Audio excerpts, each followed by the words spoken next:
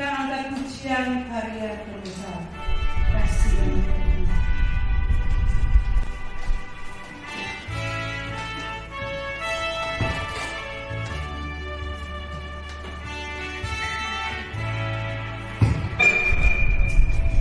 Kasih yang terindah,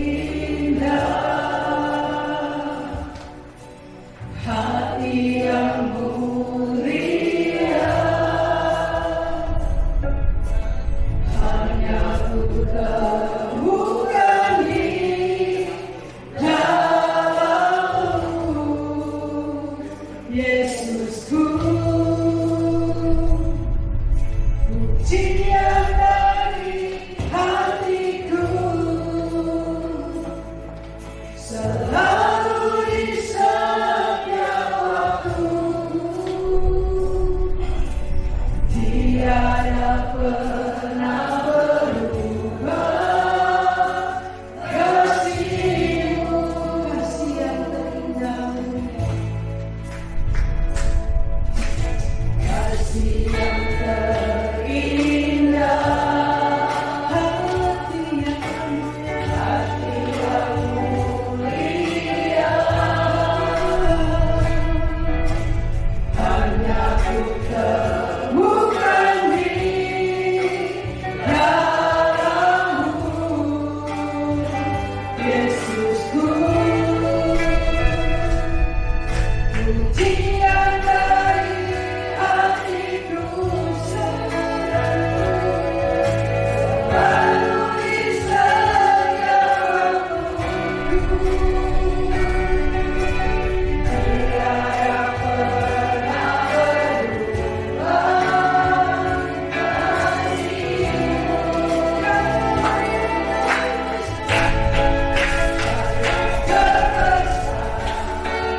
Dalam hidupku, pengorbanan-Mu yang selamatkan-Ku,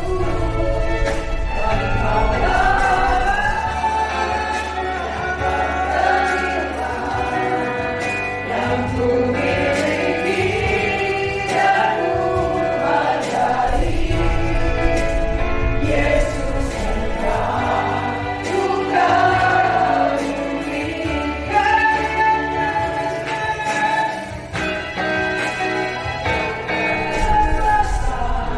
dalam hidupku, pengorbanan-Mu yang selamatkan-Ku.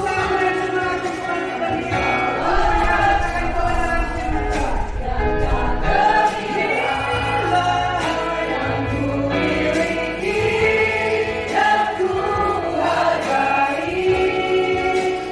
Yesus, Engkau ku kagumi, karya terbesar, karya terbesar dalam hidupku, pengorbanan-Mu yang selamatkan-Ku.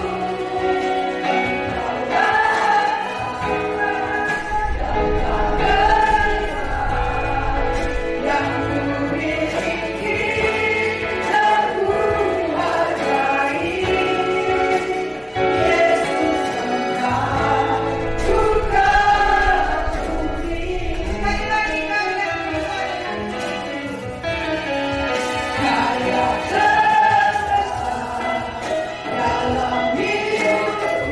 hidupku, pengorbanan-Mu yang selamatkan-Ku.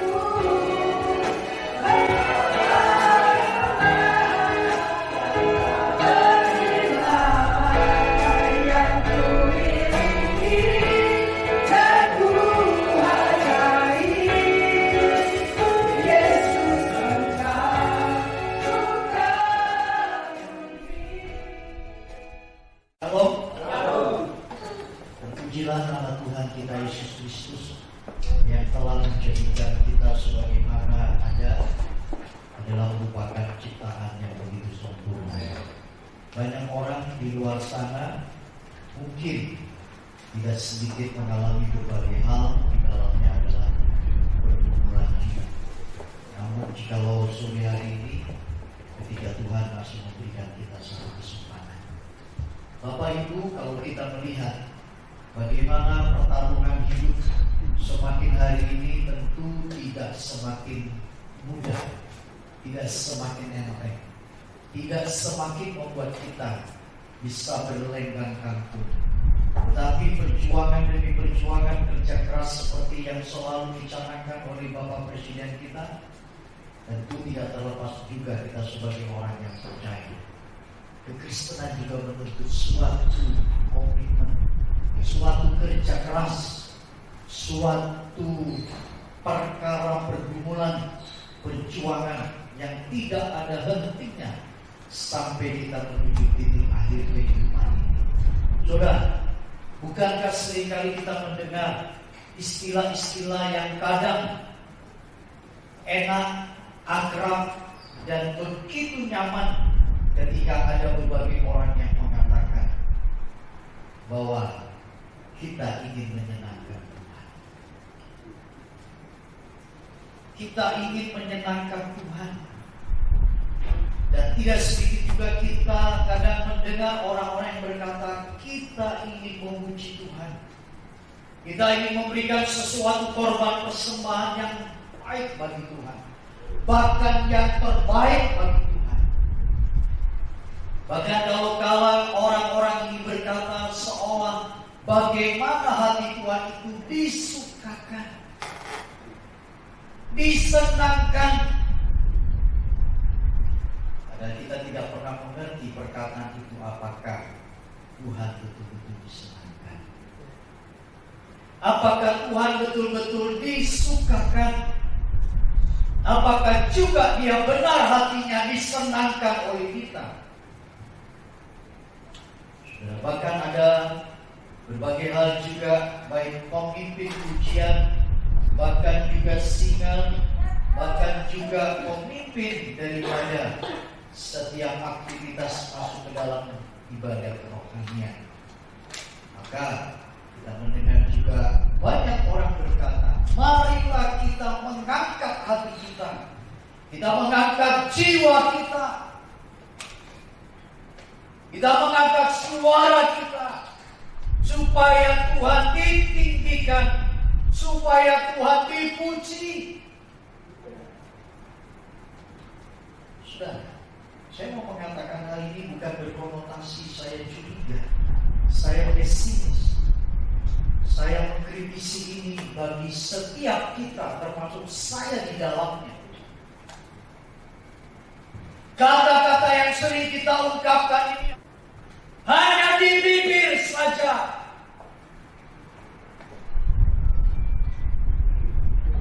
Itu sebabnya seringkali kita tidak memahami bagaimana jalan-jalan kehidupan seperti yang Tuhan mau dan inginkan. Kalau saya berkhotbah begini bukan saya berarti lebih benar dari saudara. Saya pun sedang berlomba, sedang pun bekerja giat untuk memperbaiki diri, persis seperti yang Dia mau. Oleh karena itu, sesuai dengan khotbah yang diulang, mungkin ada rangkaian dalam kita. Bagaimana khotbah minggu lalu berkata, bangsa ini memuliakan aku dengan bibirnya, dengan mulutnya, tapi sesungguhnya hatinya jauh. Koneksitas itu gak ada sama sekali. Hubungannya gak terangkai. Tidak ada benang yang mengikat antara surga Bapa yang bertata di sana dan kita yang ada sebagai umat ketemu sana. Tidak ada. Saya berkhotbah begini bukan sekali lagi saya mengatakan saya paling benar. Terus saya sudah ada di dalam perkara yang mungkin lebih daripada saudara. Tentu perkara ini justru saya suarakan supaya ini keras terhadap diri saya juga sendiri. menempelak, mengoreksi, bahkan juga mungkin menampar dengan keras. Bahwa hidup kekristenan sekarang ini tanda-tandanya hampir memiliki kesamaan ketika bangsa yang kala itu Yesus hidup memuji Tuhan hanya sekedar ucapan. Saudara, oleh sebab itu, seperti apa yang kata tadi menyenangkan Tuhan, saya ingin mempertanyakan perkataan itu. Seperti apa menyenangkan Tuhan? Seperti apa? So, punya pemikiran definisi sendiri menyenangkan Tuhan itu seperti apa? Oh Pak, yang saya tahu menyenangkan Tuhan adalah ketika saya berdoa bersungguh-sungguh dengan tetesan air mata, maka doa itu telah menyenangkan hati Tuhan. Pak, menurut saya adalah menyenangkan Tuhan itu ketika saya menyanyi dengan gegap gempita dan bersorak-sorai dengan suara yang lantang, dan di sanalah sesungguhnya sukacita terjadi, maka saya sedang menyenangkan. Setahu saya Pak, menyenangkan Tuhan adalah ketika dalam ibadah ku datang dengan sungguh-sungguh, ku mempersembahkan apa yang ku miliki ini berupa persembahan korban, entah itu persembahan kolektor, entah itu persembahan sepersepuluhan. Maka di dalamnya ada kata Tuhan kita berikan. Saudara, perkara ini telah banyak dilakukan sejak raja-raja imam-imam, bahkan ketika pula saat Yesus masih hidup. Persembahan korban itu selalu menjadi ciri khas Kristus mengkritisi. Kristus juga mencela. Kristus juga tidak sedikit mengoreksi bahwa persembahan-persembahan yang kita bawa indikasinya bukan pada jumlah isi dari uang, bukan banyaknya uang, bukan value-nya, tetapi yang penting adalah bagaimana sikap batin, bagaimana kita terikat dengan kasih dan cinta Tuhan. Uang ratusan ribu ketika kita persembahkan tanpa didasarkan korban, tanpa didasarkan sentuhan hati Tuhan, itu tidak memiliki apapun nilainya menyenangkan Tuhan. Tetapi ada ketika orang mempersembahkan 2 peser uang dari ketiadaan dia miliki yang lain, dengan hidupnya dia berikan, Dan itulah dia persembahkan. Maka Yesus berkata, siapakah di antara mereka yang mempersembahkan berkenan kepada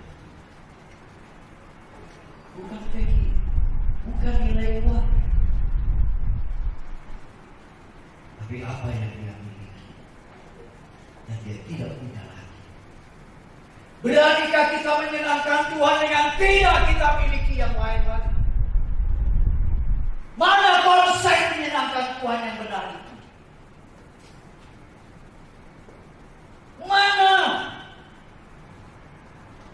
Pantaskah tadi di awal firman Allah berkata kita hanya menyenangkan mulut kita ini menyenangkan Tuhan. Tetapi prinsip perjalanan hidup kita semakin hari bukan menyenangkan.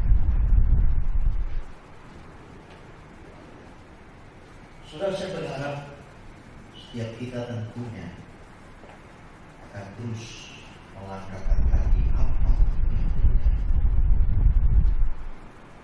Ataukah ada bilangan atau contoh yang lain yang mengatakan bahwa menyenangkan Tuhan itu adalah ketika orang sekolah Alkitab mengambil seluruh mata kuliah yang ada berarti setelah menyenangkan hati. Atau dia menyemplungkan diri dalam konteks pelayanan. Maka dia menjadi seorang aktivis, seorang pelayan Tuhan, bahkan seorang pendeta sekalipun. Maka itu juga caranya menyenangkan. Apakah dengan cara kita pergi ke gereja, memberi perpuluhan, pelayanan, dan sebagainya yang tadi saya sebutkan? Saya mau kasih contoh hal-hal ini adalah sering kita lakukan. Dan itu tidak salah. Itu tidak salah. Yang salah adalah ketika Tuhan melihat sikap hati kita. Yang salah adalah ketika dia melihat ketidaktulusan hati kita.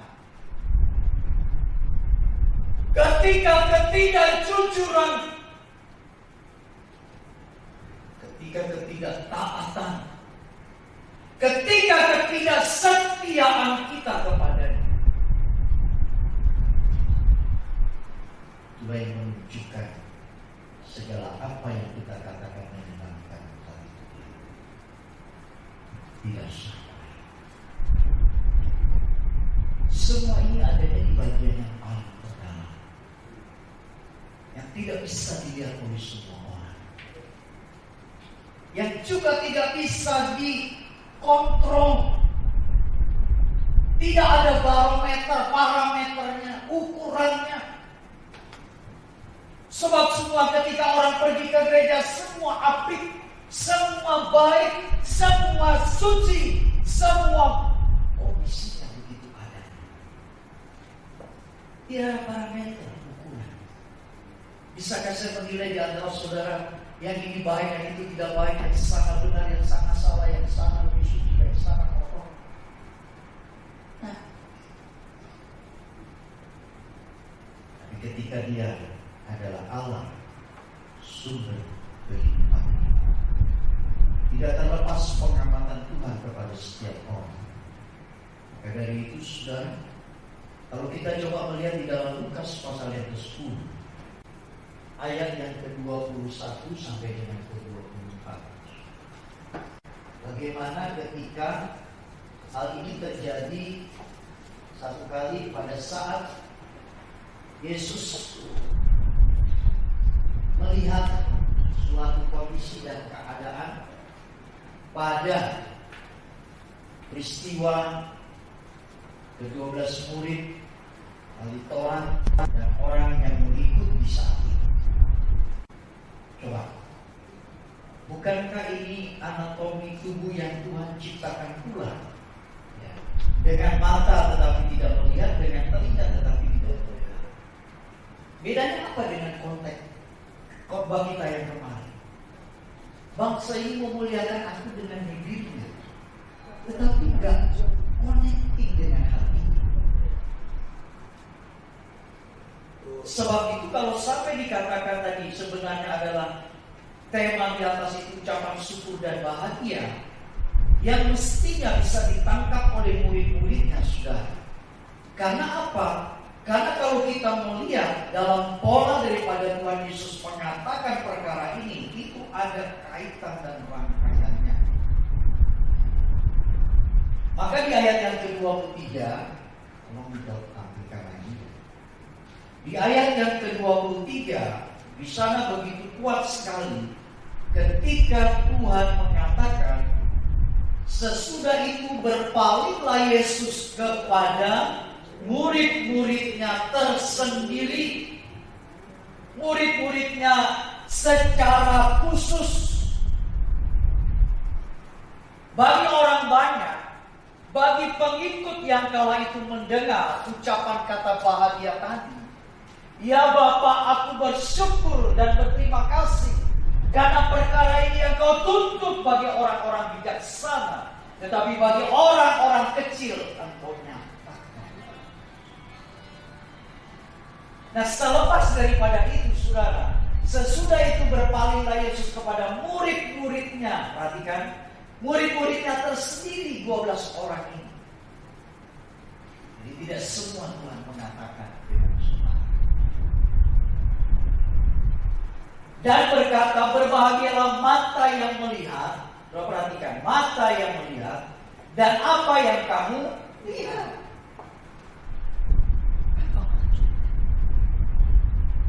Berbahagialah mata yang melihat. Berarti ada mata yang tidak bisa melihat. Padahal mata itu untuk apa? Melihat.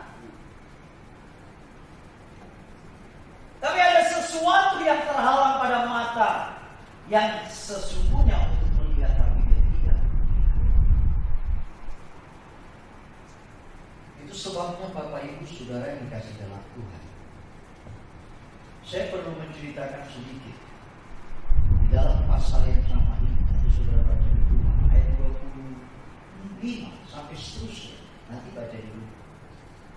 Satu kali ada cerita ini, Yesus berkata ada seorang pergi dari Yerusalem ke Yeriko. Dalam perjalanan itu, seorang yang kala itu melanjutkan perjalanan untuk ke Yeriko, maka di tengah jalan orang ini dirampok habis-habisan, bahkan dibegal, bahkan dilukai, sampai dikatakan firman Allah itu setengah mati kondisi keadaan. Dan kalau pada saat seperti kritis demikian ini, Yesus mengatakan ada seorang imam yang lewat pas di jalan yang sama dengan orang yang sedang lukai. Tapi ketika imam lewat, apa yang dikatakan oleh Yesus? Orang ini ada di sebelah kanan, maka dia melewati seberang supaya tidak terjun.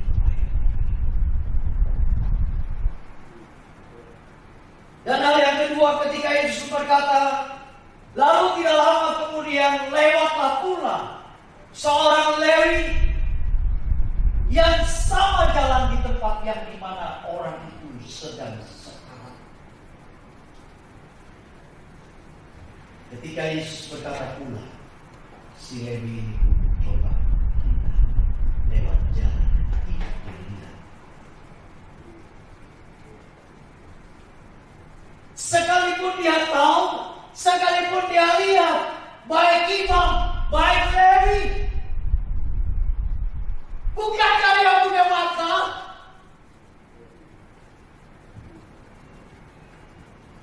Bukankah itu dia lihat? Tapi mana mata yang tadi harusnya kondisi untuk melihat dia tidak melihat?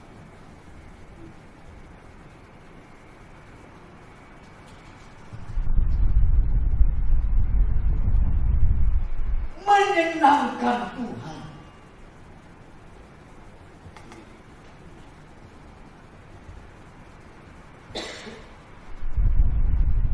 Bapak Ibu, so perhatikan kebenaran-kebenaran firman yang belakangan ini terus. Saya tidak tahu. Kita seolah dibawa terus pada keseriusan. Keseriusan. Siapa yang mau melangkah, siapa yang mau serius, siapa mau yang baik. Dia melangkah hidup di dekat baik. Tak lama kemudian datanglah orang Samaria. Orang Samaria ini adalah orang yang boleh diindikasikan itu orang yang tidak memiliki ikatan yang kuat dalam perjanjian sebagai umat daripada Tuhan. Karena orang Samaria ini merupakan orang yang boleh dikatakan tidak punya hubungan dengan orang lain. Ingatkah kita ketika wanita Yahudi, ketika wanita Samaria berdiskusi dengan Tuhan, dia berkata, engkau orang Yahudi, aku orang Samaria. Kita tidak ada hubungan. Tapi mengapa Tuhan pakai ini? Tapi mengapa Tuhan pakai orang Samaria yang baik hati itu?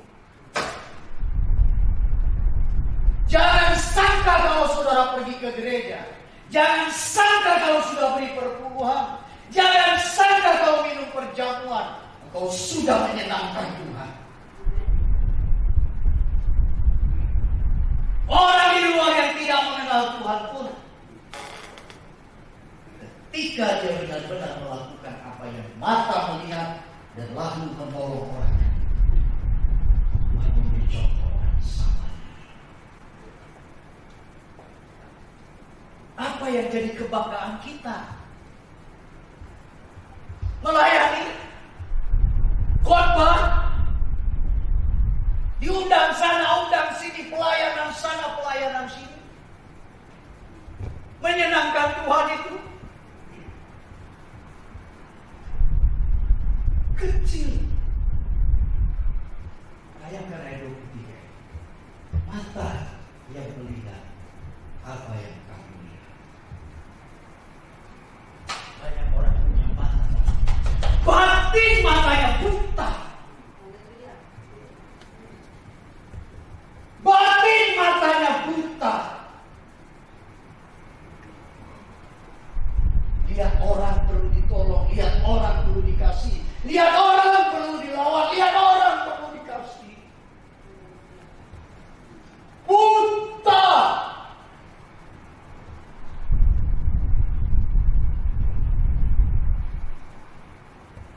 Itulah sebab saudara yang dikasih Tuhan, ketika orang Samaria yang baik hati, saya sangat kagum dengan apa yang Tuhan ungkapkan Yesus. Dengan dia tidak melihat kondisi orang itu seperti layaknya imam melihat, Lewi melihat. Bukankah imam ini adalah seorang pemimpin? Seorang yang berdiri di barisan terdepan dari semua umat. Dan dia menjadi kepala dari semua umat yang ada. Tiap-tiap hari dia berkhotbah. Tiap-tiap hari dia beritakan firman.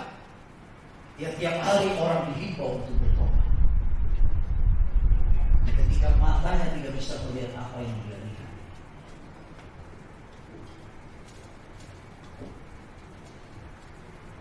Tiap-tiap hari. Demikian pula Lewi. Lewi adalah satu bangsa yang dikhususkan oleh Tuhan.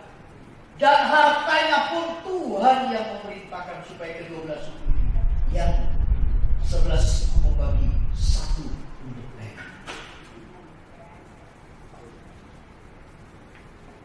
Dan bagaimana Lewi itu hidup dari karena kasih karunia Tuhan dan bergantung pada Tuhan.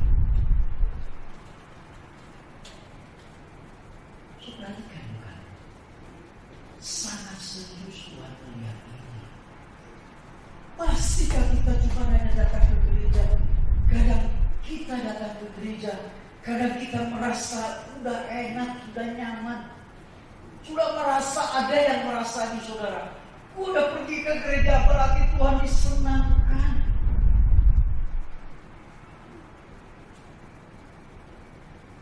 Apanya saudara yang menyenangkan Tuhan?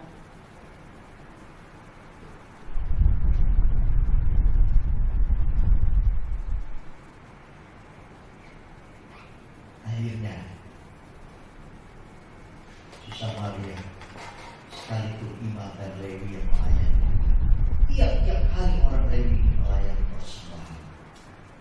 Bagaimana ketika dia bisa menata tata layanan? Coba, ayo kita lihat. Bukankah kita begitu? Bukankah kita begitu? Saya katakan kita termasuk saya. Bukankah kita begitu? Berangkat dari rumah mengatur apa yang bisa kami atur. Bahkan tiba di tempat ini apa yang bisa kami tata.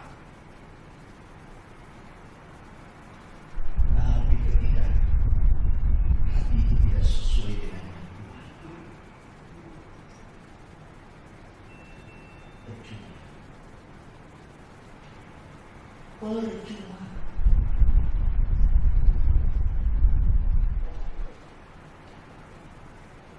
Belum lagi apa yang kita bawa, apa yang kita persiapkan, apa yang kita tata, apa yang kita rapikan, ditandakan dengan segala persungutan, kemarahan, dan kebencian, dan apapun di dalamnya.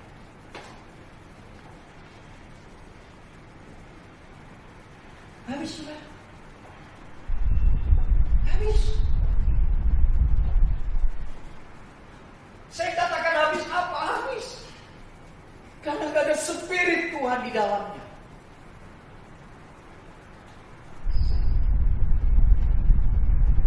Padahal dia mengerti bahwa keberadaan ini perlu adanya saling kita merendahkan diri. Perlu adanya kita saling adanya rangkulan tangan.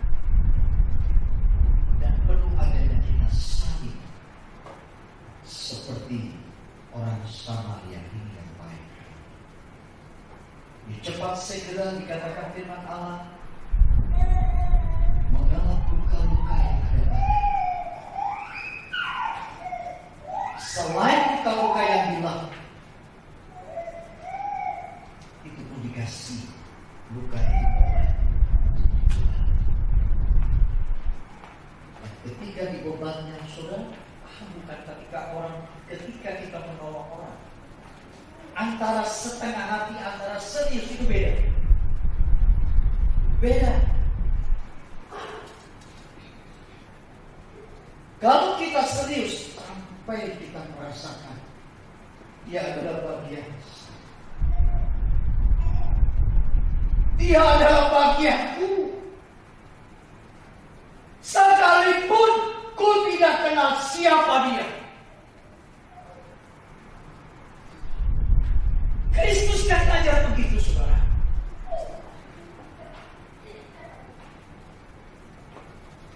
Maka inti daripada pembicaraan cerita ini, seorang ahli Taurat bertanya ulang-ulang begini, Guru, bagaimana caranya aku bisa memiliki hidup yang kekal? Itu pertanyaan awalnya. Maka Yesus berkata, kamu tahu apa yang tertulis di dalam buku Taurat? Tahu. Apa? Kasihilah Tuhan Allahmu dengan segenap hatimu, segenap kekuatanmu, segenap pikiranmu, segenap akal budimu. Yang kedua, kasihilah sesama manusia seperti dirimu. Dirimu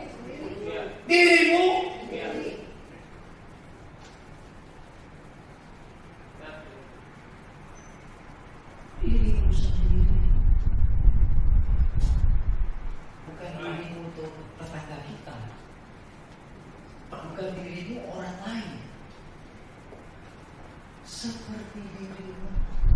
Ketika kau mandikan tubuh ini, ketika kau rawat tubuh ini, ketika kau kasih pakaian tubuh ini, ketika kau sisir dengan cakap dan cantiknya tubuhmu, mesti itu yang kamu juga lihat orang lain.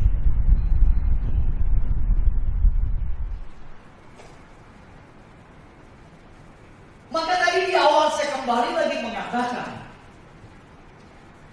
bangsa ini memuliakan aku dengan bibirnya, padahal hatinya jauh. Bangsa ini hanya melihat matanya secara jasmani, tetapi mata batinnya tidak. Makanya tak berbuat, tidak bisa menolong, tangannya berat.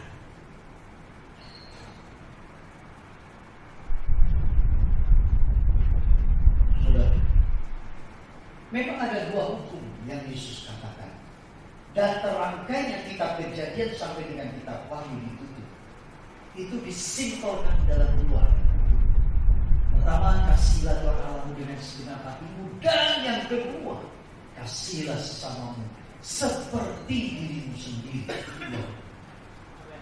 Saya ingin menegaskan, seringkali kita hanya megang satu hukum, yaitu kasihlah Tuhan Allahmu dengan segenap hati. Betul? Tetapi yang kedua, kasihlah sesama seperti dirimu sendiri. Waiting list, tunggu dulu. Siapa orang itu? Siapa dia? Siapa kamu? Mau apa? Kasih Tuhan Allahmu segenap hidupmu, tutup. Kasih sesamamu, tutup. Saya mau lihat dulu kepentingannya apa, keuntungannya apa, ruginya apa, plus minusnya apa.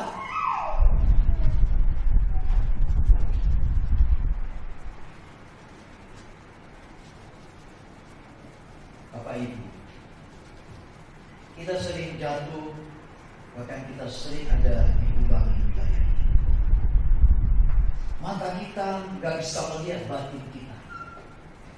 Pikiran kita berjalan sesuai dengan analisa kita.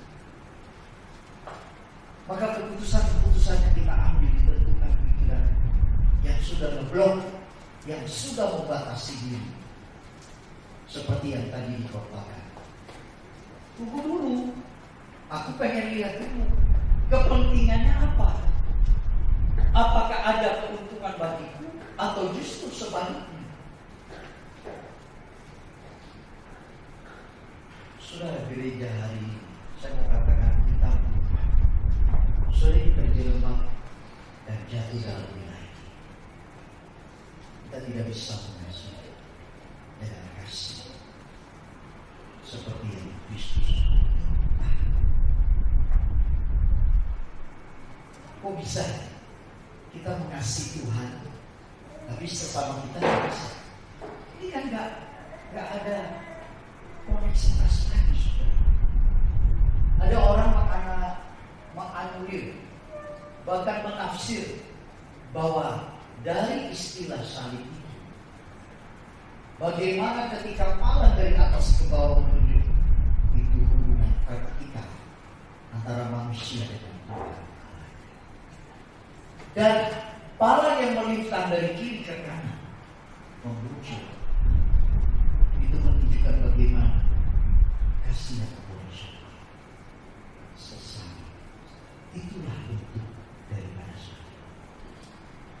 Apakah ini dianggap salib jika hanya antara hubungan kita dengan Tuhan? Namun tidak ada pala yang melintang sebagai musuh bersama.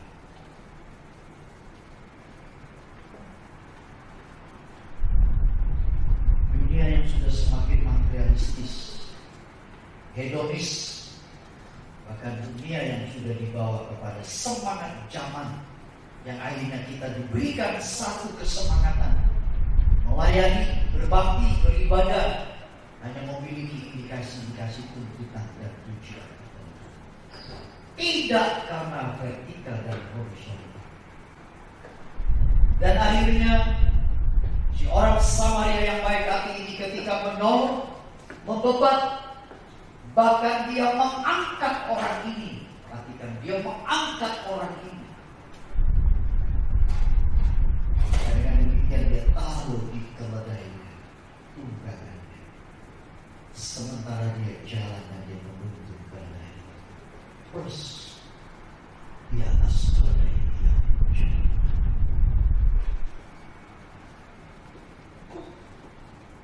Dari sana dia mencari rumah penginapan. Ketika dia sampai dikatakan, lalu kita melihat dia merawat.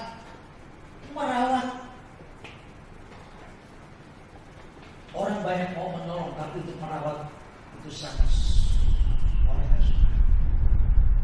Coba tanya kepada orang-orang yang kalau pas saudaranya kah, orang tuanya kah, adiknya kah, atau abangnya kah yang sakit disuruh merawat. Tunggu. Itu anak punya 8 atau anak punya 5. Itu semua dari lu yang gilirannya. Lu besok. Lalu gua kapan dari kemarin gua di sini terus lu nggak ganti-gantian. Pokoknya sekarang lu dengar sekarang mama itu tidak bisa mati. Kau disuruh merawat orang lepaskan.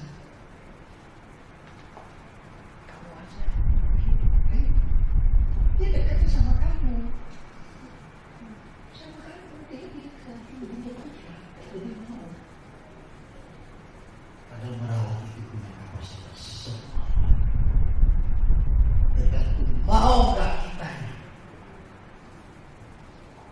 Mau nggak kitanya? Ketika dia taruh di rumah penginapan dirawat sampai esok pagi ketika si orang Samaria lewat ini, dia berkata kepada pemilik penginapan itu, uang ini kutitipkan kalau orang ini masih membutuhkan perawatan, pemulihan, kesembuhan. Kalau sampai kurang uang yang kuberikan padamu, Aku akan kembali. Aku akan bayar. Aku akan bayar.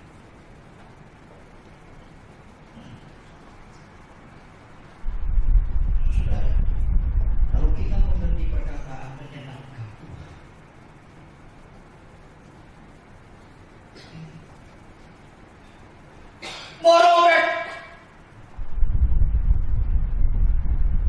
merobek keinginan, merobek segala. Kalau boleh pilih, masalah kita tidak bisa pilih untuk menyenangkan Tuhan. merobek. Seperti orang Samaria ini, kalau mau cepat pulang itu ditinggalkan si orang. Bukankah ini begitu? Bukankah imam juga begitu? Bukankah banyak orang Kristen begitu? Bukankah saudara dan saya juga begitu? Itulah yang membuat seringkali perkataan kita tidak sesuai dengan Alkitab. Bapak Ibu, sudah satu contoh, mengasihi tidak hanya sekedar ucapan bibir saja. Seperti ketika Tuhan Yesus mengatakan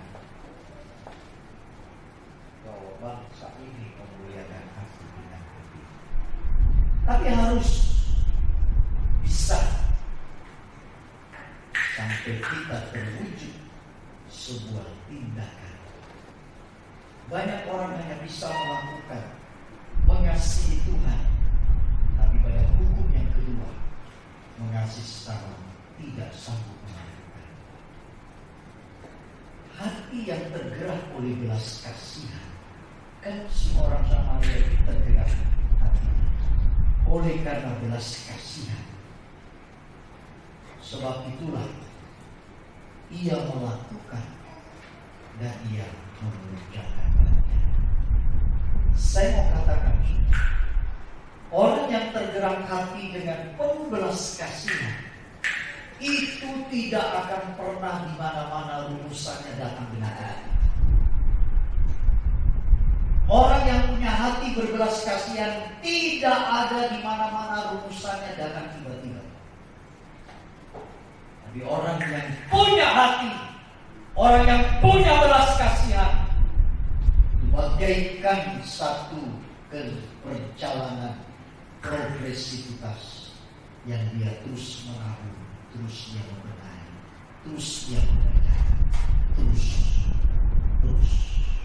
karena dia tahu belas kasihan itu perlu menjadi gaya hidup setiap orang percaya. Gaya hidup dari setiap orang. Karena belas kasihan tidak punya nilai untung rugi. Belas kasihan tidak melihat warna kulit. Belas kasihan tidak melihat suku, ras, agama, dan antar golongan. Belas kasihan tidak melihat strata. Karena belas kasihan itu adalah milik daripada sifatnya Tuhan.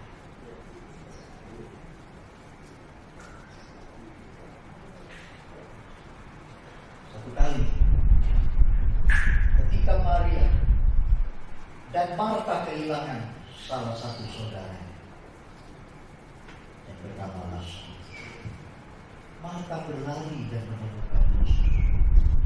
Dia berkata, "Guru, seandainya kau ada,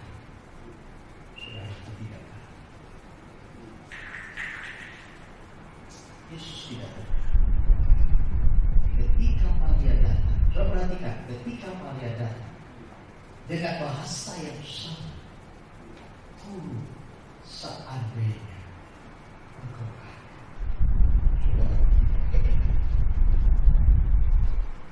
Orang yang sekandung darah daging mengucapkan kata yang sama.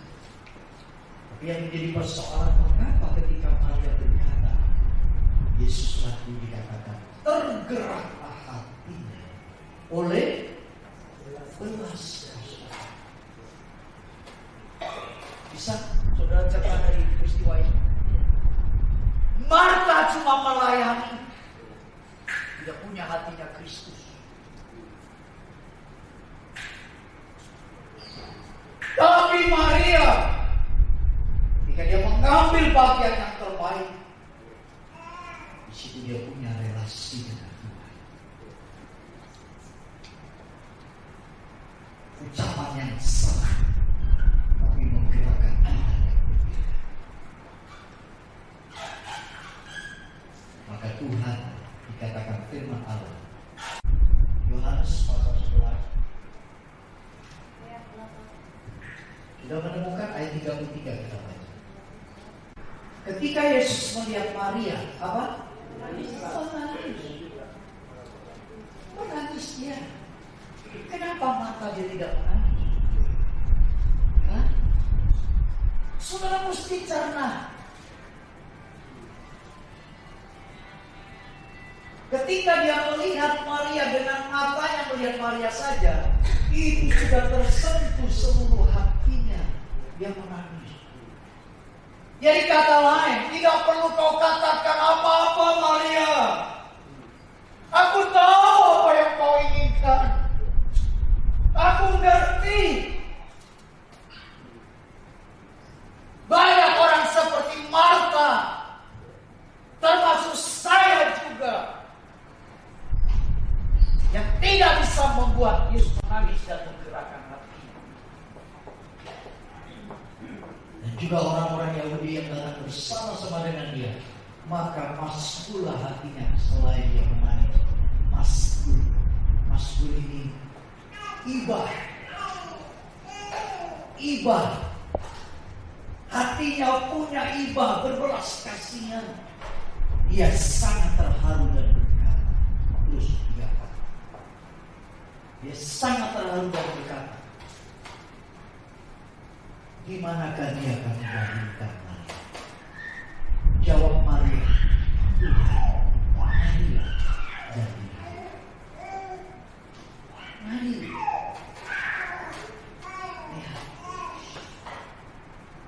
Menyerahkan seluruh persoalan hidup, menyerahkan seluruh kematian yang merenggut pada saudaranya Lazarus. Hanya Engkau yang bisa melakukan. Ayat 38 dikatakan, apa yang ketika Yesus masgul dengan apa yang Maria miliki, itu pun 38 dikatakan lagi, maka masgullah. 2 kali hati Yesus itu sampai masgul. Pula hati Yesus. Lalu dia pergi ke kubur itu. Kubur itu adalah sebuah buaya.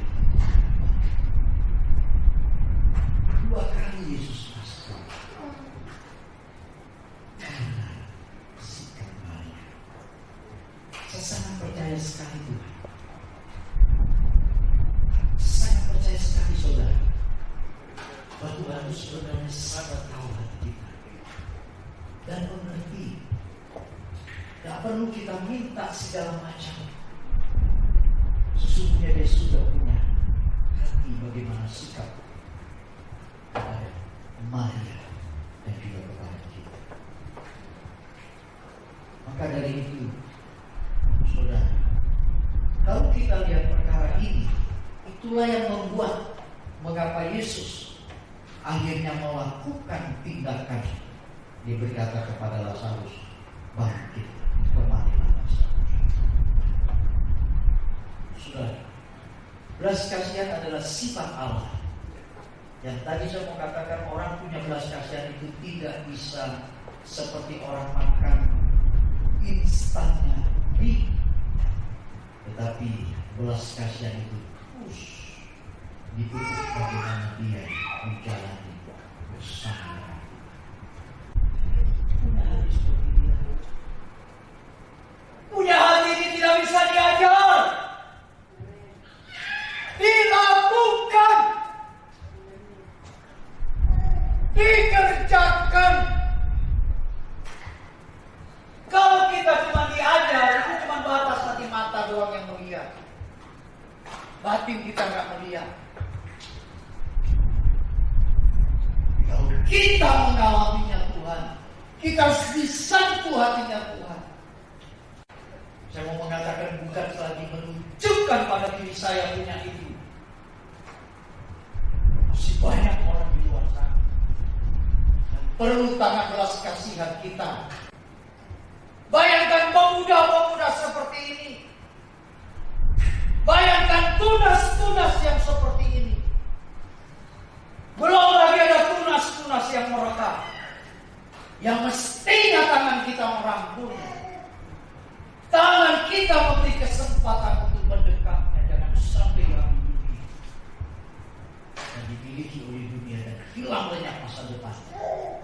Apakah kita tega? Apa kita tega? Pada tadi dikatakan mata. Berbahagialah kau punya mata kalau kamu melihat.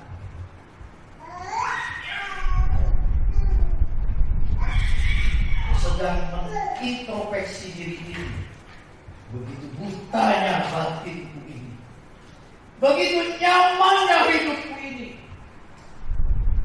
Membuat hampir gejolak separuh atau lebih daripada generasi muda ini hari diambil hidup masa depannya oleh kenyamanan hidup daripada dunia. Saya tidak tahu kita sebagai orang tua, ini merupakan satu pukulan berat ketika kita tidak bisa mengajar anak-anak, termasuk saya. Sekalipun saya punya 2 anak, Sekalipun mereka melayani, itu sering gagal. tidak bisa membawa mereka untuk lebih dekat kepada Tuhan.